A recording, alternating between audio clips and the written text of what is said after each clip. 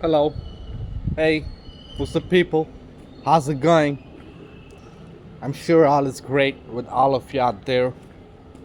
Life is good with me, can't complain. Same old. Busy with work. Uh, and have fun on weekends. Yeah, that's how life is about for me these days. Uh, so this is late. We're in last week of August 2024 right now, and it's Thursday evening, pleasant Thursday evening at my end. Weather ain't that harsh. It's quite pleasant right now. Can't complain. I wish there was more wind though. It's okay. So, at least we have some relief from harsh temperatures. Yeah. Surging temperatures, yeah. Well, so it's Thursday night, last week of August 2024. I thought I'll make a video about more statistics from a journal. I have one or two articles in my journal with a lot of details. I'm pretty sure I won't be able to, cover both the articles because they have a lot of details, but I'll for sure break these videos down, and maybe give it a try. Yeah. So with everybody, nothing much with me. Same old. Like last weekend, I was out of Delhi for 3 days for business purposes. Like I told you before, I had to travel. Just made back home a couple of nights ago. I'm just back to work. Same old. So, you know, these couple of articles I'm about to cover what they're about. Let's get started from there. So, the first article is about our currency, Rupee, and we're gonna have a look at Rupee's standing in the global market in our subcontinent. Other than that, the second article is about financial markets in emerging economies. Yeah. So I think I won't really waste more time in this video and just get started. So just allow me a moment. Okay. So I'm gonna give it a read now. Like I told you before, I have this complex article with me with a lot of details. So I'm gonna give it a read. So I'm able to cover all the important aspects and don't really miss out on minute details. So let's keep it going. Well, it says that the rupee has gone from being one of the Asia's most volatile currencies to among its most stable in the span of a decade. The turnaround reflects India's growing economic heft and RBI's Reserve Bank of India's intervention to manage the rupee's wild swings. With Indian bonds set to join an important global index this week, the currency's stability couldn't have come at a better time, burnishing the appeal of Indian assets for investors. Too much volatility makes it tough for businesses and investors as it could add to their costs. So the small paragraph was about uh, Reserve Bank of India's intervention to manage rupee's wild swings.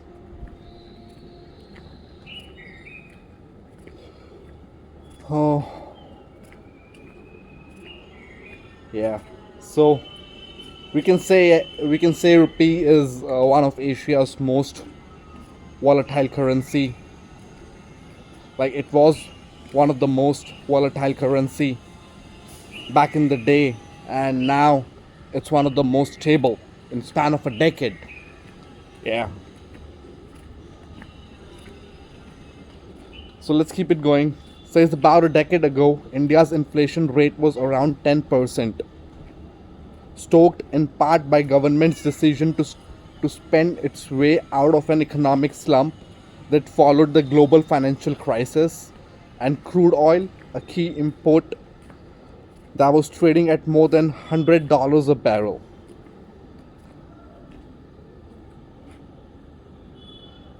Frustration over political scandals and policy paralysis threaten to derail India's economic growth and its image as an investment destination. Further, Federal Reserve's plan to reduce bond purchases in year 2013 shook emerging markets. And again, lot of money, like flood of investors' cash, went out of developing countries like India back to countries like United States at that time in year 2013. This is about a decade ago. How situation was. Like how there was global financial crisis back in the day, and then how crude oil, which is a key import commodity, it was trading at more than $100 a barrel.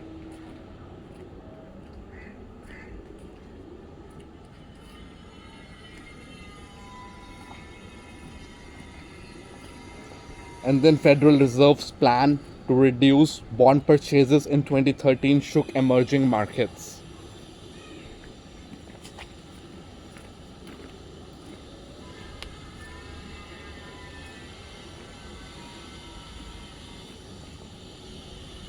And then about a decade ago, our country's inflation rate was around 10%, stoked in part by government's decision to spend its way out of an economic slump. That was further followed by financial crisis globally.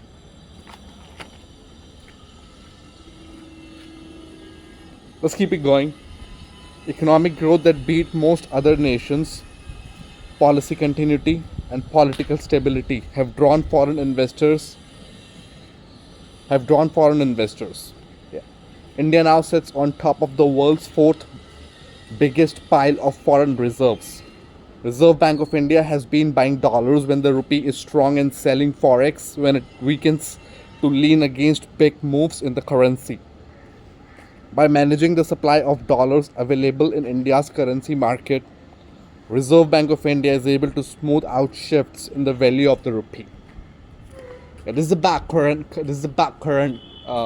situation, like how financial market is these days. Says that, because of economic growth that beat most other nations, then policy continuity and political stability. These are the reasons which have drawn foreign investors in our country.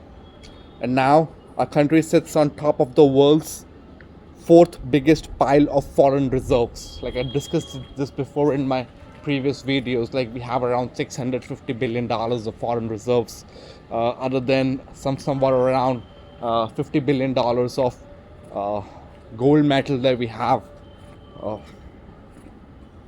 So further says that Reserve Bank of India has been managing the supply of dollars available in India's currency market.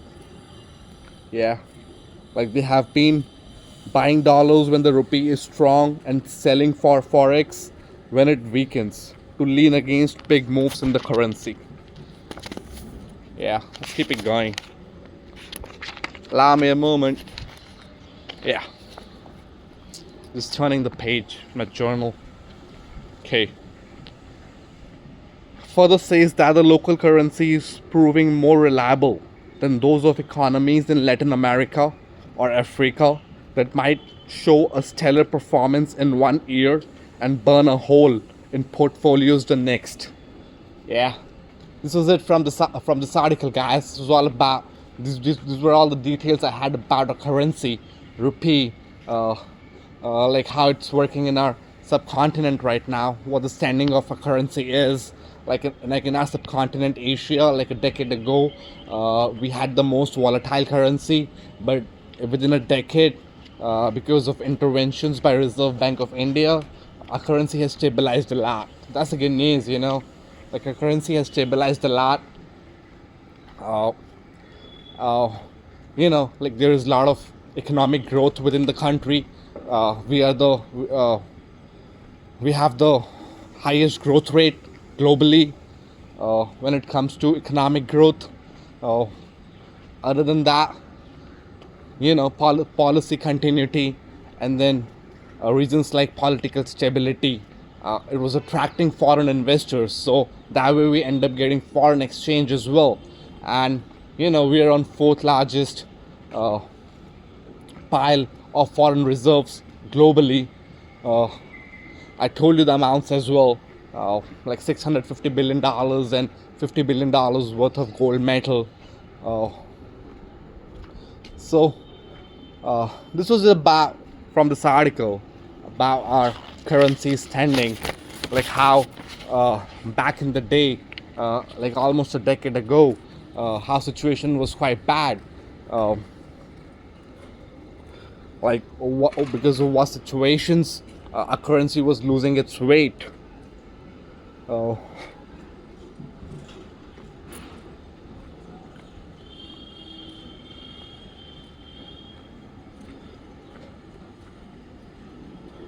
Allow me a moment. How there were 2 3 factors uh, such as crude oil, which is a key import commodity. It was trading at more than $100 a barrel, and then how government decision to spend its way out of an economic slump, that was followed by global financial crisis. So these were the reasons a decade ago currency wasn't doing so well.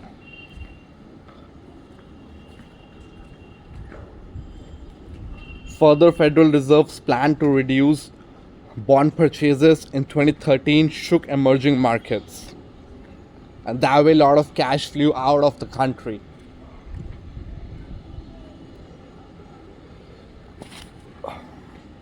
Other reasons were, uh, like it says, India's economic growth uh, was threatened to derail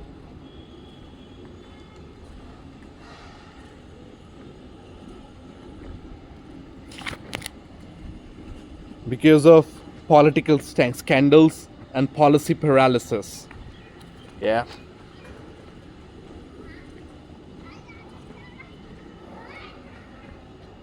At present situation, because of Reserve Bank of India's interventions to manage the rupee's wild swings, situation have changed a lot.